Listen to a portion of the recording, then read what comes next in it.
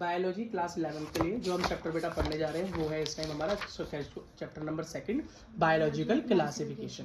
बेटा first chapter के अंदर हम क्लासिफिकेशन पढ़कर आए थे या थोड़े बात उसके बाद सीख कर आए थे, तो उसके अंदर हमने सीखी थी किंगडम्स, फिर फाइलम या डिवीजन, है ना, keep your pot clean otherwise family get sick. ये हमने बेटा सिस्टम सीखा था जिससे बेटा हम ये सीख सकते थे kingdom, phylum, class, order, family, genus, species. ठीक, और हमने देखा था बेटा किंगडम के अंदर सबसे कम कैरेक्टर मैच होते हैं और स्पीसीज में सबसे ज्यादा कैरेक्टर मैच होते हैं। ठीक है बेटा, अगला देखो। अब इसी तरीके से यहाँ पर एक टेबल दी हुई है, मतलब यहाँ पर दिया है 5 किंगडम क्लासिफिकेशन। इसका क्या मतलब हुआ? तो बेटा देखो, अब जरा समझते हैं, जरा कहानी समझते हैं इसकी। तो बेटा सबसे पहले एरिस्टोटल ने, किसने, साइंटिस्ट का नाम आया फर्स्ट एरिस्टोटल।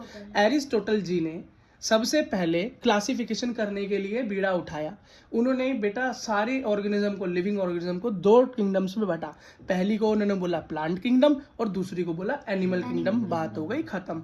तो प्लांट में क्या हो गया, ट्री भी आ गया, श्रब भी आ गया, हर्ब भी आ गया। हर्ब होते हैं घास, श्रब होते हैं थोड़े ऊंचे पौधे से अमरूद, और ट्री बेटा ऊंचे। एनिमल के अंदर इसने बेटा एनिमल को भी 2 कैटेगरी के अंदर लिया, क्या, रेड ब्लड वाले और विदाउट रेड वाले। कुछ कीड़े मकोड़ों के अंदर आप फोड़ते हो, उनको मार देते हो तो उसमें रेड ब्लड नहीं निकलता शायद, है ना, अजीब सा लिक्विड निकलता है। अब बेटा क्लासिफिकेशन के अंदर तुम्हें यहाँ पर गड़बड़ नहीं लग रही? बेटा गड़बड़ यही तो थी कि जब तक माइक्रोस्कोप तो था नहीं, बैक्टीरिया वगैरह के बारे में पता नहीं था, है ना, और बहुत सारे जीव जंतु, इतनी स्पीसीज खोजी भी नहीं गई थी। लेकिन जैसे जैसे नई नई स्पीसीज मिलती चली गई, बैक्टीरिया मिलने चले गए, वो वायरस मिला, बैक्टीरिया मिला, उसके बाद बेटा फंगी मिली, एल्गी मिली, तो बेटा वो कहीं भी एनिमल के साथ फिट ही नहीं होती थी। क्यों? बैक्टीरिया तो ऐसा है जो अपना खाना खुद भी बना लेता है और मौका पड़े तो दूसरे से खा लेता है, बीमारी भी फैला देता है और फायदा भी कर देता है। अब एनिमल के साथ तो वो फिट हो ही नहीं रहा। अब प्लांट के साथ भी ऐसा ही केस था, जो भी सब मिले इसी के अंदर फिट हो जाए। तो बेटा क्या हो गया, बहुत घिचपिच हो गई। क्या हो गई? बहुत बेटा पहचानना मुश्किल हो गया। क्या हो गया? पहचानना मुश्किल, क्योंकि जैसे जैसे एक्सप्लोरेशन करते गए, एरिया बढ़ता गया, स्पीसीज बढ़ती चली गई। तो हमें ये जो 2 किंगडम क्लासिफिकेशन जो थी, जो 2 किंगडम क्लासिफिकेशन कह सकते हो, हाँ में बांटनी पड़ी, पर हाँ, उसके बाद बेटा एक दूसरे साइंटिस्ट भी थे जिन्होंने इसका ट्राई मारा एरिस्टोटल के बाद, वही अपने कैरोलस लिनियस, जिन्होंने बायनोमियल नोमेनक्लेचर दिया था पिछले चैप्टर में। उन्होंने भी बेटा प्लांटी और एनिमल के अंदर एक किंगडम्स को डिवाइड करके क्लासिफिकेशन करने की मेहनत की। लेकिन बेटा वही जो मैंने तुमको केसेस बताया, इन केसेस के चक्कर में ये क्लासिफिकेशन फेल हो गई। तो उसके बाद आई 3 किंगडम क्लासिफिकेशन, जिसको देने वाले थे अर्नेस्ट हैकल। क्या नाम था? अर्नेस्ट हैकल उनका नाम था साइंटिस्ट का। उन्होंने 3 किंगडम क्लासिफिकेशन दी। उन्होंने बेटा प्लांट किंगडम, एनिमल किंगडम के साथ एक नई किंगडम जोड़ी, जिसका नाम था किंगडम प्रोटिस्टा। प्रोटिस्टा कैसे थे बेटा? ये भी मल्टी सेल्यूलर, प्लांट भी मल्टी सेल्यूलर, एनिमल भी मल्टी सेल्यूलर। लेकिन इसके और एनिमल और प्लांट में ये डिफरेंस था कि ये जो प्रोटिस्टा है बेटा, ये होते तो मल्टी सेल्यूलर है, लेकिन ये कैसे होते हैं, बड़े लूज टिश्यू होते हैं, जैसे फंगस वगैरह अपने बड़े लूज टिश्यू होते हैं। इतने हमारी ऑर्गन सिस्टम नहीं है इनके अंदर, जैसे यहाँ पर टिश्यू बहुत तगड़े हैं, एनिमल के अंदर पूरा ऑर्गन सिस्टम है, लेकिन यहाँ पर इस तरह का सिस्टम नहीं था, लेकिन थे मल्टी सेल्यूलर। लेकिन फिर उसके बाद क्या हुआ भैया, ऐसे जीव भी मिलने लगे जो सिंगल सेल्यूलर थे। अमीबा मिल गया, है ना, पैरामीशियम मिल गया, यूलिना मिल गया, है ना, और बैक्टीरिया फिर से आ गए। अब अगला देखो, तो बेटा एक साइंटिस्ट आया, उनका नाम था कॉपलैंड। क्या नाम था? उन्होंने बेटा कॉम्प्लैंड पी के बड़े हुए थे, इसलिए उनका नाम कॉम्प्लैंड से कॉपलैंड हो गया, ऐसे याद कर लेना बेटा। उन्होंने प्लांट किंगडम, एनिमल किंगडम और प्रोटिस्टा तो थी, इसके साथ एक नई किंगडम जोड़ दी, मोनेरा। और मोनेरा के अंदर उन्होंने उसको लिखा, हाँ, जिसके अंदर क्या थे, सिंगल सेल्स या सिंगल सेल या यूनिसेल ऑर्गेनिजम्स को उन्होंने मोनेरा के अंदर फिट कर दिया। और बेटा इन्होंने एक डिवीजन और लिया, यूकैरियोट और प्रोकैरियोट का। हम पहले पढ़ के आ चुके हैं 9th क्लास में कि यूकैरियोट क्या होता है, प्रोकैरियोट क्या होता है। तो बेटा यूकैरियोट क्या होता है, सच्ची सेल, ट्रू सेल। यू का मतलब होता है ट्रू, यू का मतलब होता है ट्रू, और कैरियोट का मतलब होता है सेल, ट्रू सेल वाले। मतलब हम जो है मल्टी सेल्यूलर ऑर्गेनिज्म होते हैं वो ट्रू सेल वाले होते हैं, और प्रो वाले क्या होते हैं, पुराने होते हैं। तो पुराने और ये हम में नए वालों में अंतर क्या है भाई, हमारा जो न्यूक्लियस होता है ना, वेल प्रोटेक्टेड होता है। हाँ, न्यूक्लियस वॉल से कवर्ड होता है। हमारा जो डीएनए, आरएनए इंफॉर्मेशन है वो न्यूक्लियस के अंदर है, सेल के अंदर, वो प्रोटेक्टेड है। लेकिन बात करें प्रोकैरियोट्स की, वहां पर न्यूक्लियस के ऊपर कोई वॉल नहीं है, कोई भी झिल्ली नहीं है, कोई भी प्रोटेक्टिव कवर वहां पर न्यूक्लियस पे नहीं है। न्यूक्लियस कैसे है, अनसेफ। क्या है? अनसेफ। ये दोनों के बीच में क्या है, वो 2-3 दिन सर्वाइव कर पाते हैं। बिल्कुल ठीक है। तो बेटा यही चीज हमारे किसने की, मतलब कॉपलैंड जी तो कर नहीं पाए मोनेरा वाले में यूकैरियोट प्रोकैरियोट वाला काम, तो ये किया RH विटेकर ने, क्या आर.एच. विटेकर, जिन्होंने दी 5 किंगडम क्लासिफिकेशन। डी बेटा 5 किंगडम क्लासिफिकेशन।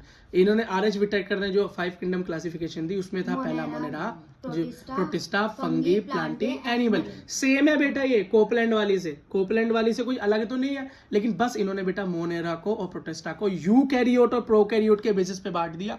ये बहुत अच्छी उपलब्धि थी उनकी, क्या थी, बहुत बड़ी उपलब्धि थी। और बेटा उसके बाद 6 किंगडम क्लासिफिकेशन जिसने दी थी उसका नाम था कार्ल वोज। क्या नाम था? Karl was. सेम वही बेटा उन्होंने यू बैक्टीरिया, आर की बैक्टीरिया के अंदर बांटा। बैक्टीरिया को आगे हम पढ़ेंगे, लेकिन बेटा 6 किंगडम क्लासिफिकेशन के बारे में नीट में उतना ही पूछा जाता है जितना नीट में मैथ पूछा जाता है। और मैथ कितना पूछा जाता है नीट में? 0। तो 6 किंगडम क्लासिफिकेशन क्या है के बारे में तुम्हें बस पता होना चाहिए। कार्ल वॉज नाम था उनका। आर की बैक्टीरिया, यू बैक्टीरिया पे उन्होंने डिवाइड किया था। लेकिन जो पूरी फोकस आपको करनी है, जो आपका पूरा चैप्टर डिपेंड है, वो 5 kingdom classification by R H. Whittaker पर डिपेंड करता है। साइंटिस्ट देखो, सबसे पहले एरिस्टोटल ने ट्राई मारा, फिर हमारे बाइनोमियल नोमेनक्लेचर वाले कहाँ पीछे रहने वाले थे, उन्होंने कैरोस लिनियस ने भी 2 किंगडम क्लासिफिकेशन मारा और नाम 2 किंगडम क्लासिफिकेशन का वही ले गए। लेकिन बेटा आगे नए नए जीव आने की वजह से वो फेल हो गए। तो अर्नेस्ट हैकल आए हकलाते हुए, उन्होंने 3 किंगडम क्लासिफिकेशन दे दी, प्रोटिस्टा को जोड़ दिया। लेकिन सिंगल सेल वाले के लिए उसके पास कोई जगह नहीं थी, क्योंकि सिंगल सेल वाले जब तक मिले नहीं थे। फिर जब मिले तो कोपलैंड आए जी, कोपलैंड पी के उन्होंने मोनेरा जोड़ दी। लेकिन मोनेरा में यूकैरियोट और प्रोकैरियोट का डिफरेंस वो नहीं जान पाए। तो बेटा आर.एच. विटेकर जो है इस मौके का फायदा उठा के उन्होंने मोनेरा को किसमें, प्रोकैरियोट और यूकैरियोट में बांट के बेटा उस चौके को अपने नाम कर लिया। मैन ऑफ द मैच बन गए आर.एच. विटेकर। उसके बाद कार्ल वॉर्स आए जिन्होंने बैक्टीरिया को भी यू बैक्टीरिया, आर की बैक्टीरिया में बांटा, वो 6 किंगडम। लेकिन 6 किंगडम वाले की बात कोई नहीं करता, हम तो यहाँ पर बात करते हैं आर.एच. विटेकर की। क्यों? चांद पे पहला कदम रख दिया उन्होंने। नील आर्मस्ट्रांग मत समझ लेना इन्हें, मतलब चांद पे तो 3 लोग गए थे, है ना, 3-4 लोगों का ग्रुप था। पहले नील आर्मस्ट्रांग ने पैर रखा, दूसरी बार भी तो किसी ने रखा था। वो कौन था? हम जानते नहीं। क्यों नहीं जानते? हम उसे जानते हैं जो कि मैन ऑफ द मैच बनता है। कल्पना चावला चांद पे नहीं गई थी बेटा, आर.एच. विटेकर, वो सिर्फ स्पेस में गई थी, है ना। अगला देखो, तो बेटा प्रॉब्लम विद क्लासिफिकेशन मैंने तुमको बता दिया कि ये प्रॉब्लम थी कि सेल वॉल वाले, विदाउट सेल वॉल वाले, मल्टी सेलुलर, यूनिसेलुलर, सबको बेटा प्लांट के अंदर डाल दिया। और एनिमल के अंदर भी सिंगल सेल हो चाहे मल्टी सेल हो, है ना, होमोजीनस हो चाहे हेड्रोजीनस हो, है ना, उनको सब, या यूकैरियोट या प्रोकैरियोट, सबको एनिमल में डाल दिया। जो एनिमल की तरह दिखाई दिया, है ना, जो पेड़ की तरह दिखाई दिया उसे पेड़ में डाल दिया। तो बेटा ये अरेंजमेंट कभी जमा ही नहीं, भीड़ भड़ाका बहुत हो गया। पहचानोगे कैसे?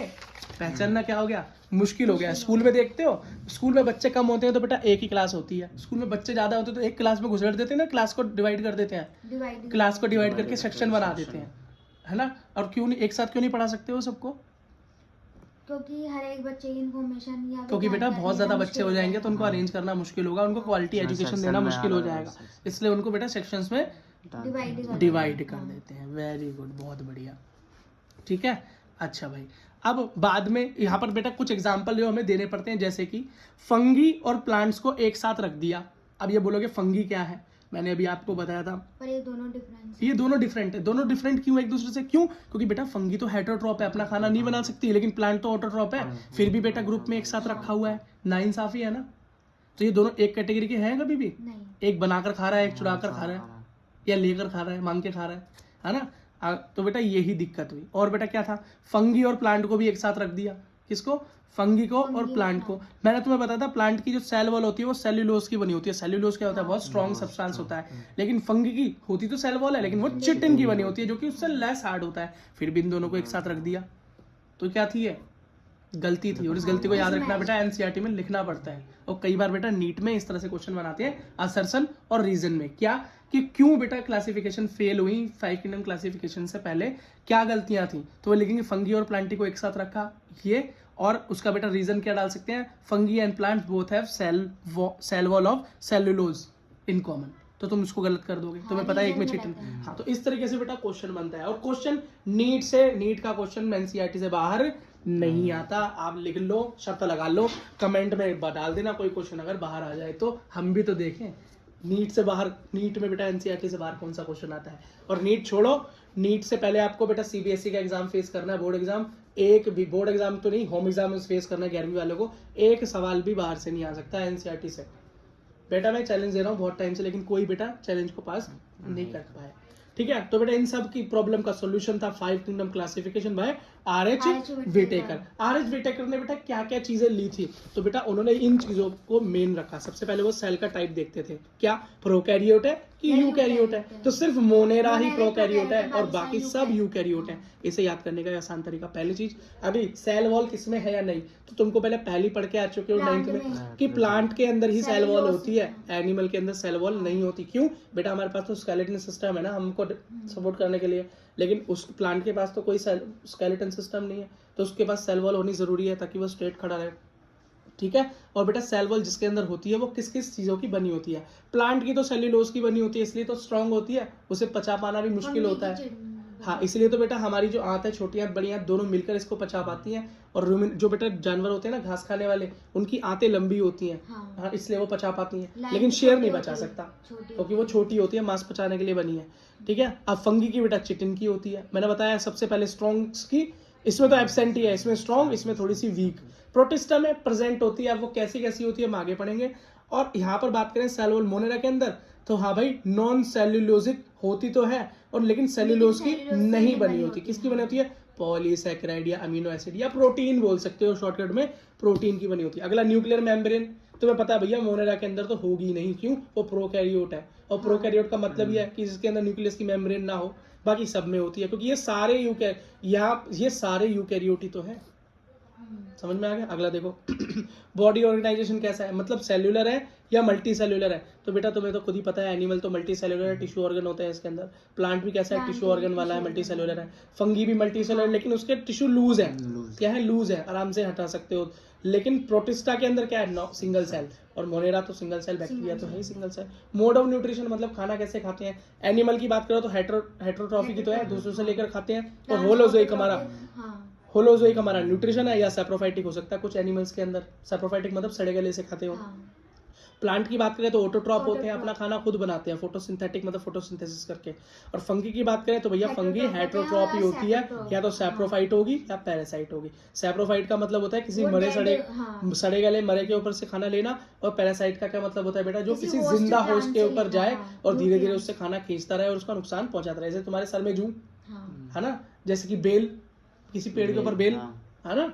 अगला देखो प्रोटिस्टा ऑटोट्रॉप होते हैं और हेट्रोट्रॉप भी हो सकते हैं, ठीक है। और बेटा सेम मोनेरा के साथ है, ऑटोट्रॉप भी हो सकते हैं और हेट्रोट्रॉप भी हो सकते हैं। ऑटोट्रॉप होंगे तो फोटोसिंथेसिस कर रहे होंगे, उनके अंदर क्लोरोफिल मिल जाएगा, और हेट्रोट्रॉप होंगे हाँ तो डिपेंडेंट होंगे। और मोनेरा तो बैक्टीरिया का तो तुम्हें पता ही है, हेट्रोट्रॉप होगा तो कैसा होगा, सैप्रोफाइट या पैरासाइट ही होगा, या तो किसी मरे सड़े गले पे लगा होगा, या किसी के अंदर जाकर उसको नुकसान पहुंचाकर उससे खाना ले रहा होगा। लेकिन प्रोटिस्टा ऐसा नहीं करता, प्रोटिस्टा ना तो सैप्रोफाइट होगा और ना ही पैरासाइट होगा, बाकी सब ऐसा कुछ ना कुछ होंगे। बेटा पूरी टेबल बता दी आपको, ठीक है बेटा।